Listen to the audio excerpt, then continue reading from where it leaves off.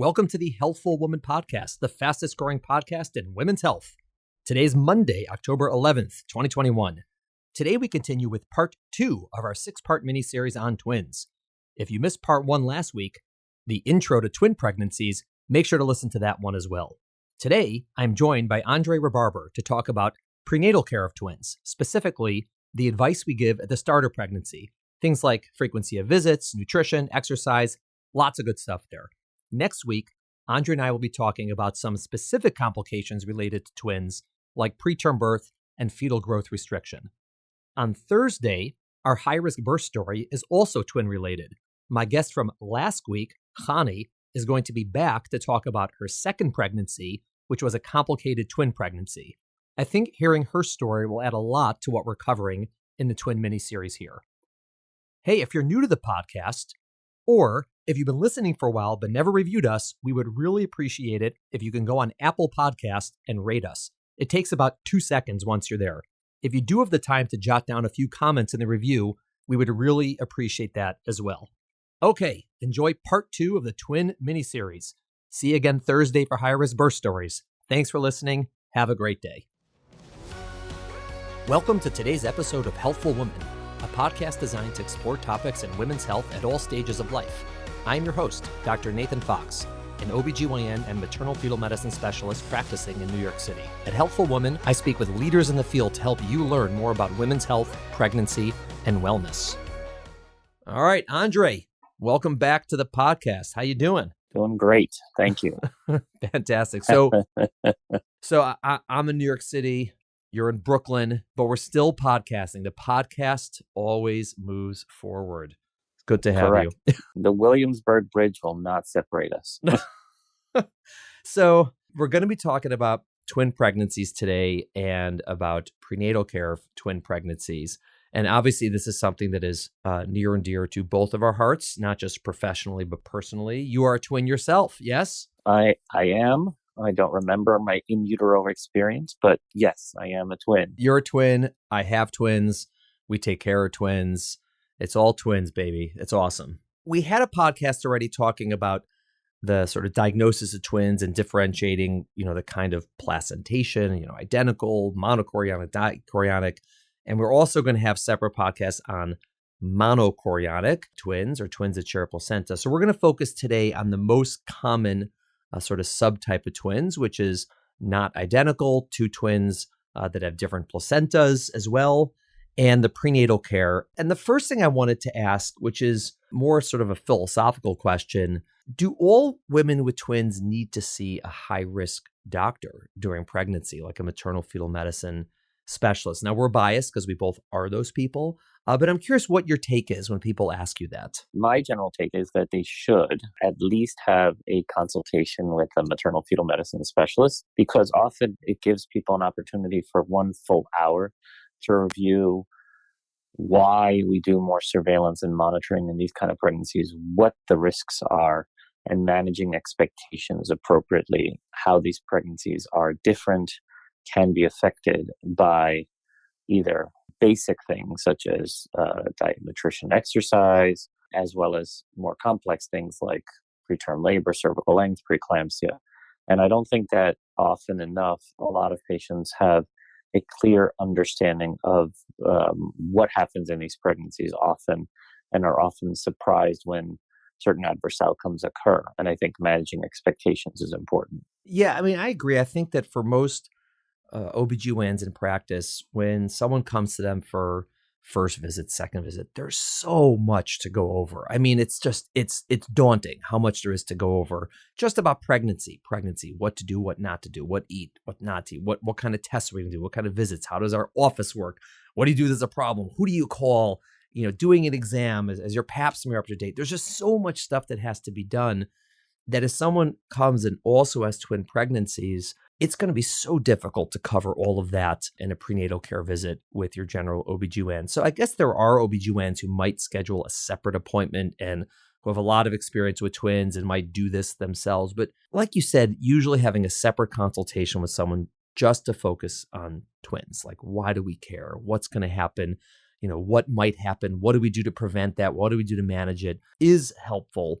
just from an informational perspective, because it's just so unusual to get that on your first visit with your OBGYN, and it's not their fault. There's just so much to cover. Also, I think that most people don't even know they're carrying twins, and then they end up in their first OBGYN visit, and they get an ultrasound, and all of a sudden, surprise. So that's particularly for dichorionic diamniotic twins, that's not uncommon that happens. I mean, obviously, if they're coming through a fertility specialist, they have already been surprised. But I think that for the average patient who gets diagnosed with twins, they're usually a surprise for the doctor as much as for the patient. And often they're not scheduled appropriately in the sense of the whole conversation for twins because they don't know.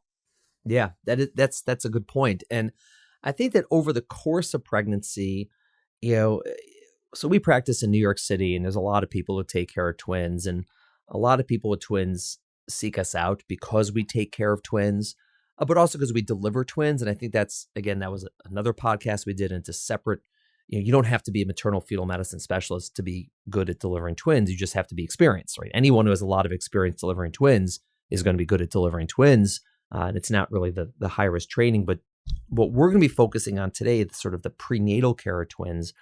I think that for a lot of people, it is going to involve a maternal fetal medicine specialist, either as their primary obstetrician, if that's available, right? In some parts of the country, MFMs don't do deliveries, or at least as a consultant, meaning you'll have your own OBGYN who will take care of you for pregnancy and delivery, but you'll be seeing a maternal fetal medicine specialist for all of these additional tests, mostly ultrasounds, not entirely, but for that. So there's different relationships that people might have with an MFM if they're carrying twins. Yeah, I mean, the majority is going to be a consultative experience with ultrasound and, the conversation about the risks and pitfalls of becoming pregnant or maintaining pregnancy with twins. And again, people go to midwives and OBGYNs for twin management and care and delivery. So it is rare that throughout the country that MFMs are actually involved in prenatal care and delivery of twins. It is more common in urban areas, and particularly in more academic centers where you have high-risk sort of setups or high-risk clinics, and where people are dedicated to management of a more complex pregnancy. But in general, that's not so common in the majority of the U.S.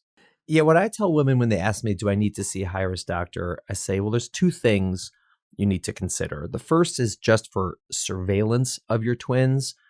You probably need a maternal fetal medicine specialist involved, right? Whether that's as your primary doctor or as a consultant, in terms of, like you said, the ultrasound, interpreting them, management, when's the next ultrasound going to be, start a medicine, don't start a medicine, get admitted, don't get admitted, get delivered, don't get delivered, like those types of decisions. And so again, that could absolutely be on a consultative basis. And that's sort of part one. And part two, which is not related to whether the doctor is a high-risk person or not, am I seeing someone who takes care of a lot of twins? And I think that that's a really important part of it, because just in general, for people who take care of twins, they know what to expect. They know what's going to happen. They, have a sense of what to do, how to deliver them. Whereas people who don't take care of twins, it becomes complicated because they just don't have experience in that. And some people just don't. That's just how it works out. And so I think that's an important question to ask your doctor, or your midwife. Do you take care of a lot of twins? And do you deliver twins? And those are questions to sort out at the front end if you might choose to seek care elsewhere with a provider or a group of providers who takes care of a lot of twins. Yeah, I mean, a lot is a loaded word anyway, because I don't know what that means. Is it 5 cases a year or 10 cases a year? On average, most OBGYNs will not do more than 10 twin deliveries a year per OBGYN. A group might take care of more, but they're not going to do more. And so unless it's centralized, most places are not seeing a lot. Is it within the purview of routine obstetrical care? Sure. And again, for most obstetrical management and care, if a general OBGYN is working with an MFM, that's fine. But the actual delivery itself can get complicated. And that's been shown, particularly in a lot of the French studies, that if you have centralized care for delivery of twins, you will decrease the chance of C-sections, and particularly C-sections for the second twin. And that has to do with the expertise of the delivering physician. But in areas like in France, they have centralized places where twin clinics and twin care is done and delivery is centralized in areas where hospitals have expertise in the management of that. Let's pivot and talk about the actual care of twins. So someone's pregnant with twins and they've had an ultrasound and we're confident that they are dichorionic, meaning there's two placentas, and we're managing them in pregnancy. And they're still in the first trimester, right? So they're somewhere, let's say, between 8 and 12 weeks. And at that time, I think one of the complications that surprises a lot of people is this concept of a vanishing twin, which sounds, sort of very magical in a sense, but it's not great. But what is a vanishing twin? Well, vanishing twin, which happens about 20% of the time, or 1 out of 5, is when you diagnose a pregnancy that has twin gestation, where there are 2 sacs, 2 placentas, and across the first trimester primarily, under 10 weeks, often you might diagnose it at 6 to 8 weeks that there were 2 heartbeats and then one stops. And so you're left with a singleton. And that's not uncommon, as most people think, and is really a product of our science and technology now, because we're identifying earlier pregnancies than ever before. And so because of that, miscarriage rates are perceived to be higher, but a lot of this has to do with just natural attrition of embryos that are mostly abnormal. And so at the end of the day, you're talking about a phenomenon that years ago, we only got scanned, let's say, at 12, 14, or even 16 weeks, or a first visit. People didn't come for prenatal care till after 10, 12 weeks. And so no one even knew. And nowadays, this concept of the vanishing twin, well, probably not new, but new from a diagnostic perspective, occurs. And obviously, that's a little frustrating or devastating because, again, you've had this conversation with patients about twins and what the management of twins is, and people are often excited about having twins. And then all of a sudden, you have to tell them you're no longer having twins. And interestingly enough, the likelihood of miscarriage of the whole pregnancy, while slightly higher, is very low.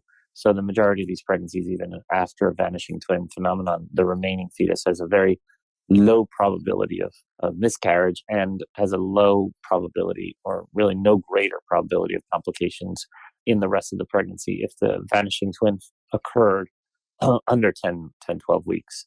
So early vanishing twins don't really impact on the rest of the pregnancy. Yeah, sometimes we diagnose people with twins, and at the time of diagnosis, we say it was a twin pregnancy, but one doesn't have a heartbeat. So it's sort of like there are people come in who have, like you said, 2, viable embryos, and then 2, 3, 4 weeks later, it's only one, and others where we find it at the time when one might have an empty sac, for example, and it's sort of these mixed emotions. Like on the one hand, like you said, they were excited to have twins, but maybe they were also scared to have twins. And now do they feel relieved or do they feel, concerned? And there's a lot of, different people sort of process that diagnosis differently. But one of the important things to know is that it's common. Like you said, it's not a rare event to have this happen. And it's sort of based on when you pick your initial point. But I think, 20% is a good rough number, meaning it happens. And we have this conversation relatively frequently.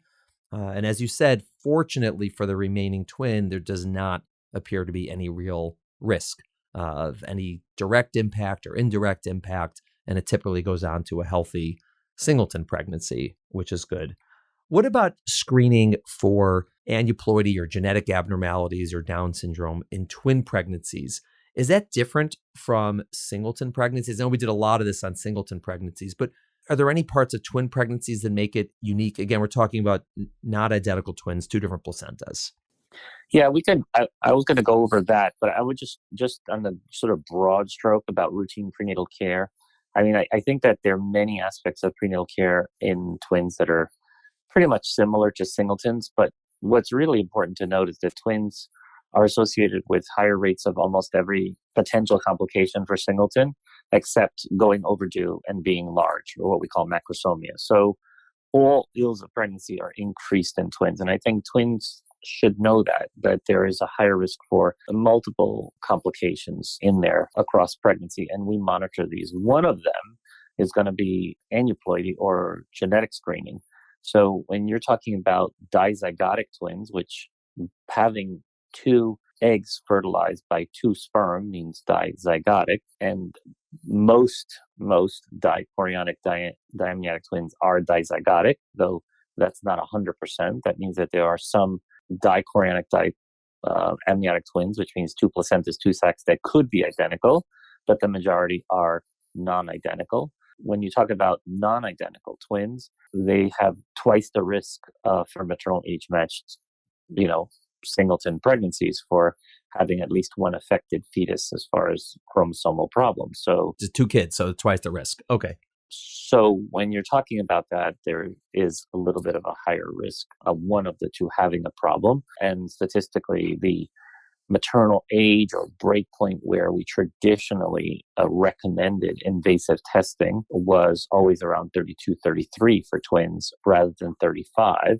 And that was when the risk of the procedure exceeded the risk of the event itself. And that was sort of the traditional concept. We don't usually use age as criteria for invasive testing these days or non-invasive screening. And there are many options for people nowadays. The most common options for screening involve the basic nuchal translucency measurement, where we measure the neck thickness of the baby as a marker of risk for genetic chromosomal problems.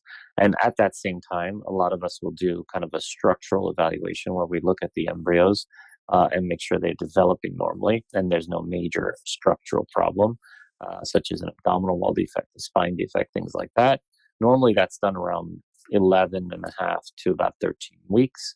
The later you do it, the better you can see other structural problems besides just the nuchal itself. And so that's the standard. Additionally, people have done biochemical screening where they actually look at hormone levels of the placenta as a reflection of risk for Down syndrome.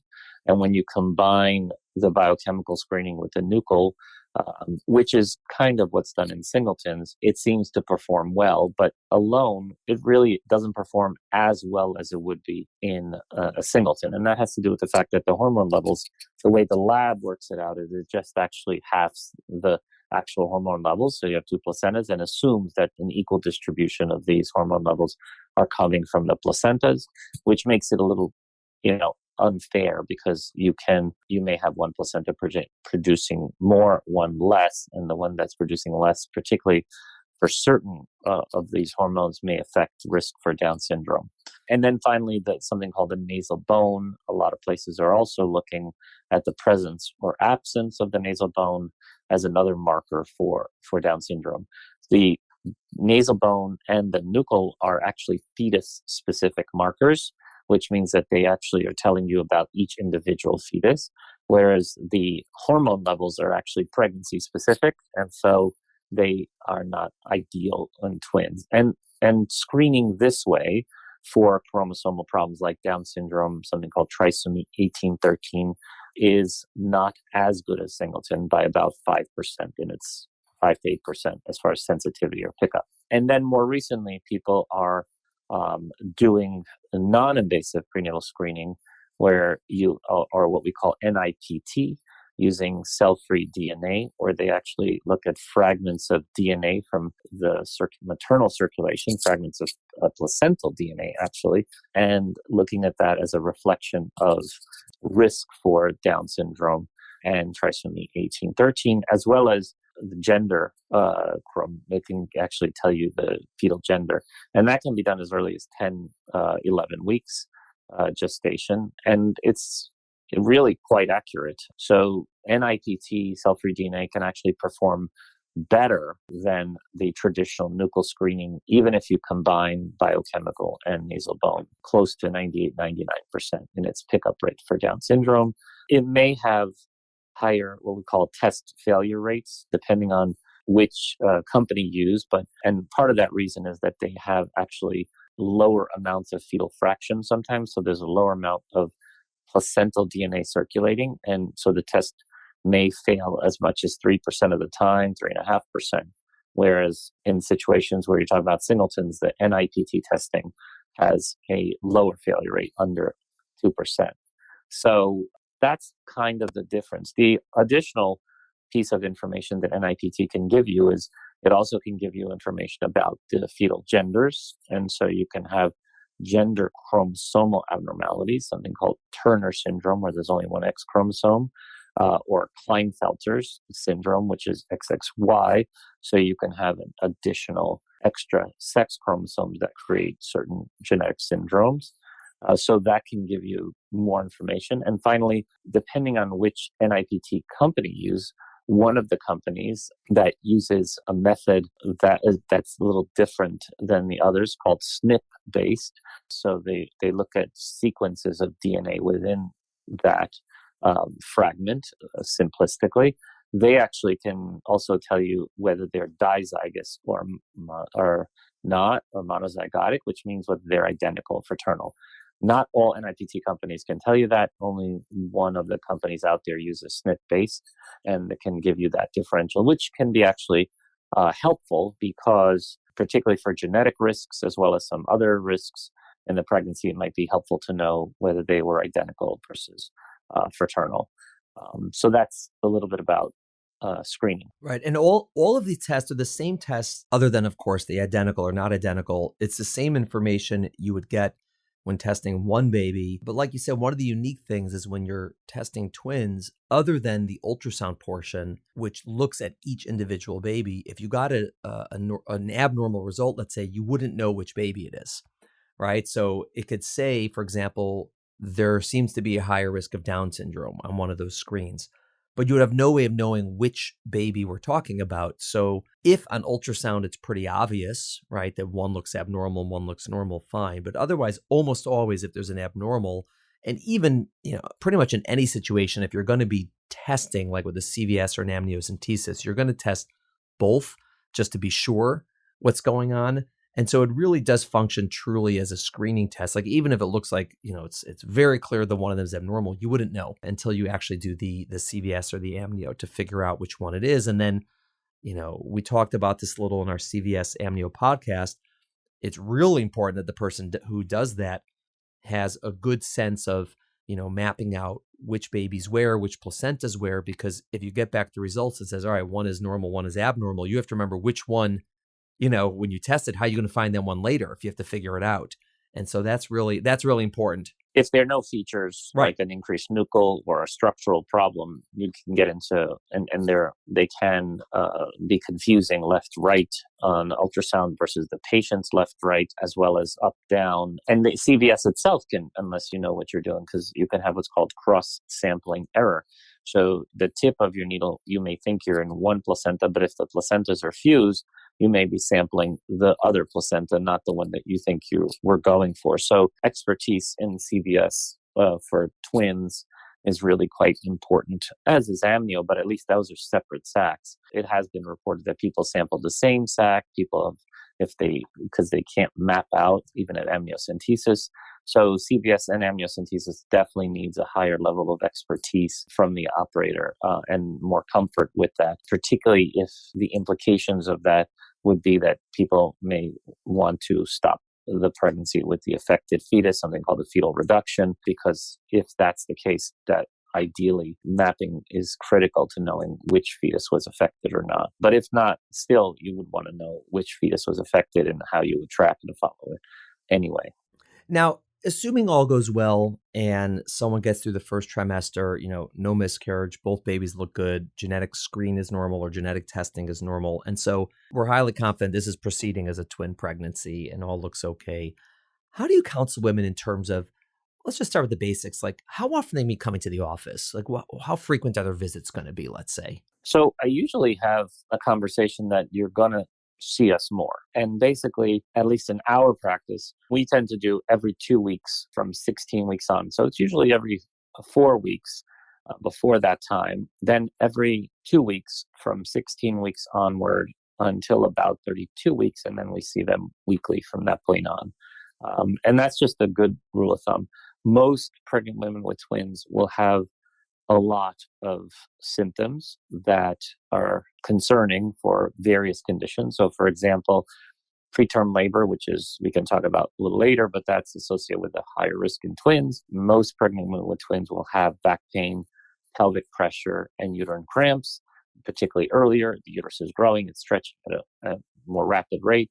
So they will have those symptoms, and those are symptoms that if you look at the Marchadine's website, they say those are the symptoms to call your doctor about for risk of preterm labor, but they almost universally have that. Most pregnant women will have, particularly in the third trimester, leg swelling, and that could be an early sign of preeclampsia. And so at the end of the day, and they're already at higher risk for that. So when you take into account twins, they're going to have more symptoms, more questions, more concerns, and they're higher risk. So they should be seen at a higher frequency. Whether that should be what we do or not, I think that is subject to more discussion, but I feel that that's important. I also usually at the first visit, beyond the discussion about frequency of visits, we talk about nutrition. And I think that's been near and dear to our discussions that unfortunately doctors don't counsel well on nutrition in pregnancy. And it's really important to understand that, when you look at the amount needed, mostly, particularly for the second and third trimester, you only need about 300 kilocalories per day per fetus. And so you may get up to about 600 kilocalories per day above that for twins, but you don't need to eat for 2 or 3. And overeating is not healthy. Having said that, the normal weight gain for a pregnancy, which can be up to about 20 to 30 pounds, when you're talking about normal body mass index, you're going between 40 to 50 pounds of normal weight gain for a twin. And if you have obesity, it's still about 30 to 40 pounds of weight gain in a twin pregnancy. So you do need to gain weight in a twin pregnancy, and that's really important, and you will gain weight. And I think that people should be aware of that. You're gaining weight in the sense of 2 fetuses, 2 amniotic fluids, 2 placentas, increased breast mass, increased blood volume, which is increased in twins, increased water retention.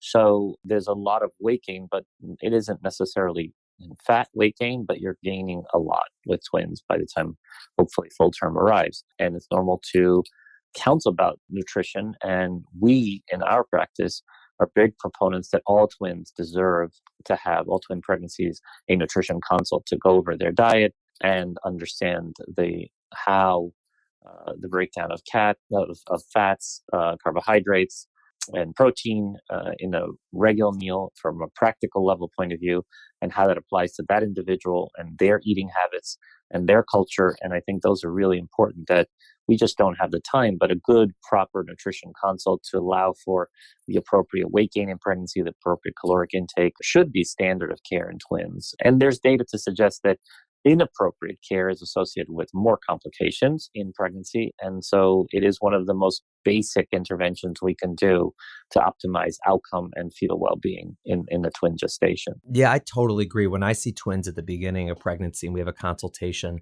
they think I'm going to be talking about, high-tech, fancy tests and treatments and, this sort of cutting edge research. And it's like we spent so much time talking about nutrition.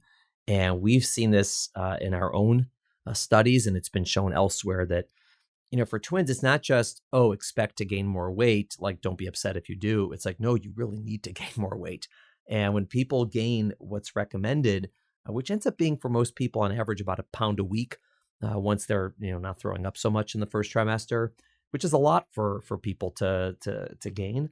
If they don't do that, they have worse outcomes. And when they do it, they tend to have better outcomes. Now, obviously, it's not like the only factor that comes into play, but it's so important. And I agree. It's just, we're probably going to have a separate podcast on nutrition in twins itself, because there's so much to talk about, but it is a it is a really important topic that we go over. And then what do you tell women with twins? Again, we're talking about early in pregnancy, about general things like exercise or working or having sex. I mean, what do you talk to them about? Often, as far as work and sexual activity, I don't really give any restrictions on those for uncomplicated pregnancies. Obviously, if they have a short cervix, if there's vaginal bleeding, placenta previa, we do have restrictions intercourse, but those are about it. As far as exercise, traditionally, and I remember this from my residency in twins, they were told at 20 weeks to go on bed rest, and that was sort of the routine, or don't exercise. But there's actually data in singleton gestations, which is just the opposite, that those who were exercising and physically active in pregnancy, particularly for singletons, they had lower rates of preterm birth, not higher risk. So the data is, we don't have a lot of data on exercise and twin gestation, and it's not great data, but we do recommend that particularly those patients who were regularly exercising may continue. There is no known sort of heart rate of which they actually it would be dangerous to exceed, though generally most people suggest somewhere between 130 to 140, that you might, at that point, when you exceed heart rates in that level, while you're exercising, you might be pulling blood flow away from the pregnant uterus to muscle. And so theoretically, most of this is actually from animal data, not really great human data, and certainly not good twin data, but suggests that they would slow it down. But exercise is healthy. It's great. It actually builds stronger bones. It muscles. It allows for better labors and lower C-section rates. So patients should be exercising regularly anyway, and they should be and exercise. I don't restrict it in routine situations, and in fact encourage them to begin an exercise regimen or program. Particularly if they're just starting, I generally recommend getting a trainer or somebody who has some skill sets in management of pregnancies.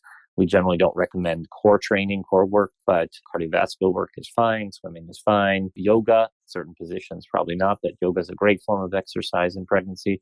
And there's actually data on the safety of yoga in pregnancy. Those are the things that I generally routinely talk about. Obviously, no smoking, no drinking. And we talk about the routine things about avoiding cold cuts and well-cooked meats and things of that sort as well. Yeah, I mean, I totally agree with exercise. I'm a big proponent of it. And I also tell women, when you deliver these twins, you're going to have 2 kids to take care of, and you got to be in good shape. I mean, it is not easy to do if you just spent the past 20 weeks in bed, get muscle wasting, and you're just, it's just really, really tough. And so unless there's a complication, I encourage women to exercise. And it could be as simple as a brisk walk every day for 20 to 30 minutes where your heart rate goes up and you're sweating a little. It doesn't have to be high tech. A lot of it's just cardiovascular. What I want to do is we'll talk about a couple more things related to sort of general prenatal care twins. And then we're going to sort of shift and talk about, risk of preterm birth and growth restriction, because that's its own sort of topic. But in terms of general care, like you said, twins are at increased risk of everything.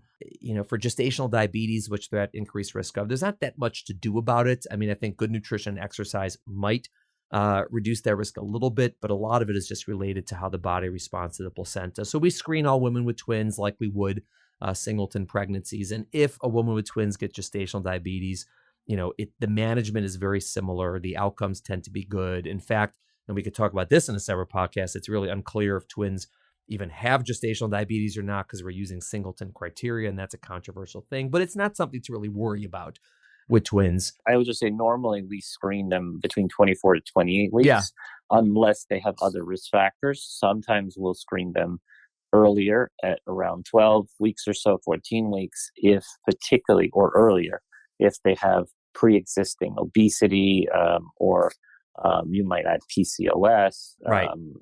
Advanced age. Those are, situations where they might be at higher risk for gestational diabetes and you want to catch it earlier. The data on twins and twice screening. And there are people who routinely recommend screening twice in the pregnancy for diabetes in twin gestations. But I think that's pretty aggressive, and certainly the literature doesn't support routinely doing that, only in some unique situations based on risk factors. Most of the time, we just screen them with the same criteria, 24 to 28 weeks. Whether the disease exists or not in twins and needs to be treated, that's a whole nother conversation that is more academic than practical. But I think for all our purposes, we do that. Yeah. And again, gestational diabetes is not something to be worried about. I think preeclampsia is something that is a little more concerning because it is more common in twins, and there are a lot of overlapping risk factors, meaning one of the risk factors for preeclampsia is also as women get older, and twins are more common as women get older, using fertility treatments, more common with twins. So, there's a lot of things where even the twins itself increases the risk, but also women who have twins are frequently at increased risk.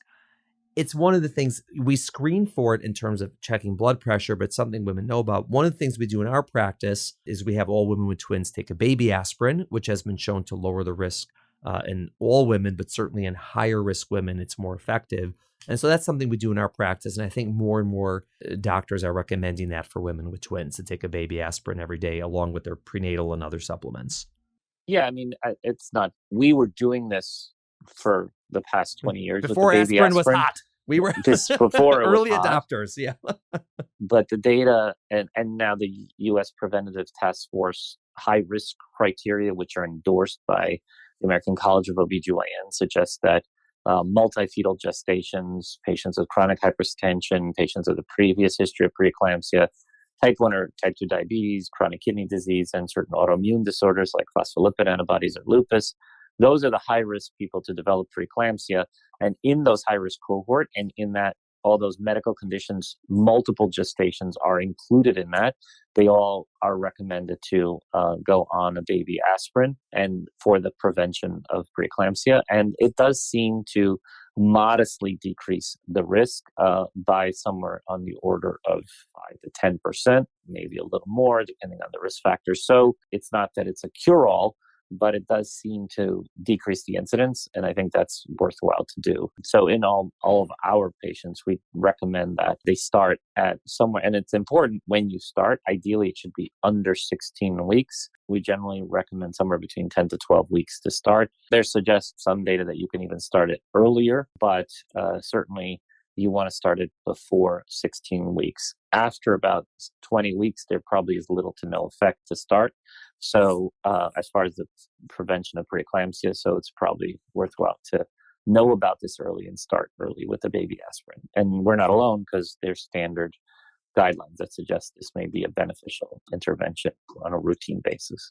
Fantastic. So Andrei, I think what we're going to do is, this was a really good review of sort of the general overview of prenatal care of twins and what to expect and how we counsel women and sort of what things we do a little differently. And I think what we're going to do is we're going to stop part A here, and we're going to then pick up again with part B, which is a really interesting and fascinating topic, which in prenatal care of twins, which is the prediction and prevention of preterm birth and also fetal growth restriction. So everyone, stay tuned for that podcast next week. Thank you for listening to the Healthful Woman podcast. To learn more about our podcast, please visit our website at www.healthfulwoman.com. That's HEALTHFULWOMAN.com.